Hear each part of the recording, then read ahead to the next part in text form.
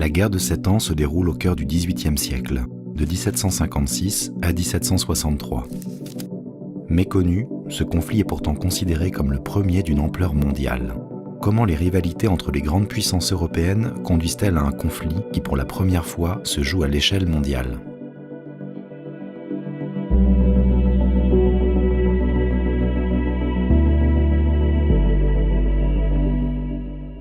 Aux origines de ce conflit, il y a des rivalités. D'une part, celle entre la France et l'Angleterre au sujet des colonies américaines. Vous pouvez voir ici que les colonies britanniques sont encerclées par les possessions françaises.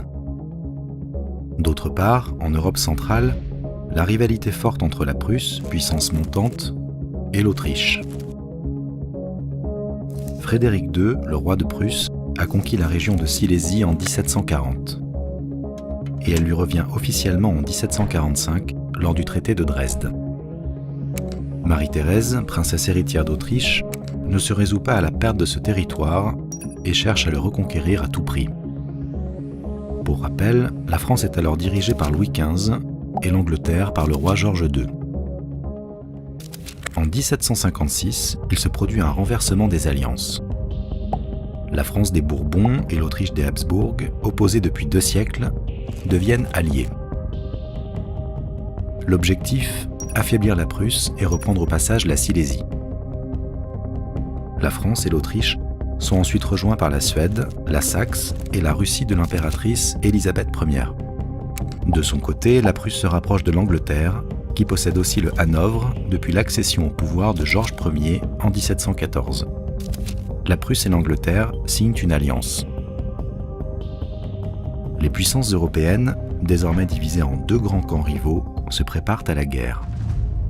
Après quelques victoires en Saxe dès 1756, le roi de Prusse Frédéric II connaît une phase de reflux avec la défaite de Kolin face aux Autrichiens en juin 1757. Frédéric II doit faire face à une triple attaque. Les Russes attaquent en Prusse orientale, les Suédois en Poméranie et la France dans les terres anglaises du Hanovre. La France est omniprésente au cœur de l'Europe, avec le prince de Soubise en Allemagne centrale et le maréchal d'Estrée aux portes du Hanovre. Le maréchal d'Estrée remporte la victoire d'Astenbeck le 26 juillet 1757, forçant les Anglais à signer la capitulation de Klosterzeven en septembre de la même année.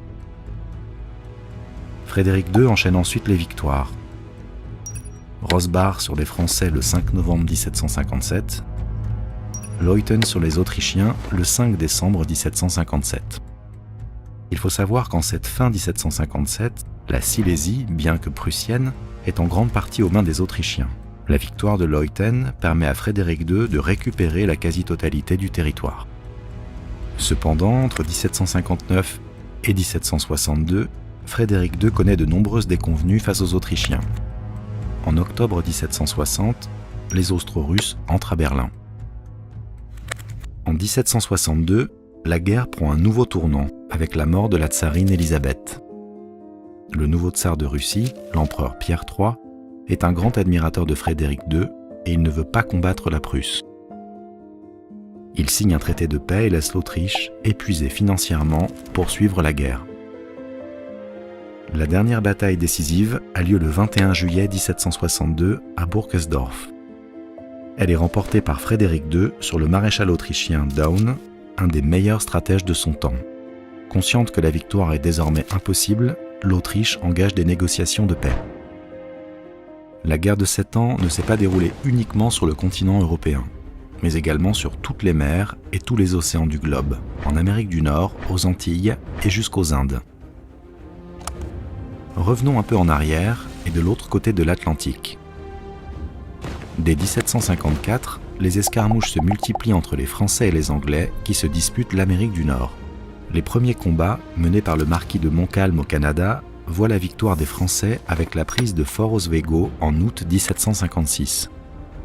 Au même moment, en Méditerranée, les Français attaquent l'île de Minorque, une base navale britannique. À partir de 1758, l'armée britannique se renforce et devient très supérieure en nombre. La tendance s'inverse irrémédiablement. Les positions françaises sont prises. Louisbourg et Fort Duquesne tombent en 1758. et la France perd Québec en 1759. 1759 est l'année de la chute du Canada français.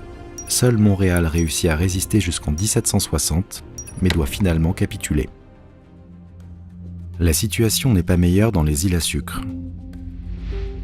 La Guadeloupe est prise par les Britanniques en 1759 et la Martinique en 1762. En Asie, l'Ali Tollendal, chargé de défendre les possessions françaises en Inde, connaît un échec retentissant. Protégé de Madame de Pompadour, il est nommé dans cette fonction alors qu'il n'a aucune connaissance du terrain. En ne maintenant pas les alliances avec les chefs locaux, qui avaient été nouées par ses prédécesseurs le gouverneur Dupleix et le général Bussy, l'Ali Tollendal ne peut contrer la puissance anglaise. Les comptoirs français sont occupés par les Anglais, Chandernagore dès 1757 et Pondichéry en 1761. Ces défaites répétées poussent la France à signer le pacte de famille avec l'Espagne. Cette alliance, négociée à l'instigation du ministre de Louis XV, le duc de Choiseul, a pour but de contrer la puissance maritime de l'Angleterre. Finalement, les effets de cette alliance sont quasi nuls. En février 1763, 2 traités de paix sont signés. Le traité de Paris règle la guerre entre la France et l'Angleterre. La France perd le Canada, mais récupère ses îles à sucre, la Martinique, la Guadeloupe et surtout la perle des Antilles, Saint-Domingue. Elle récupère également ses comptoirs indiens et l'île de Gorée, en Afrique, étape essentielle du commerce triangulaire. L'Angleterre, elle, devient la maîtresse des mers.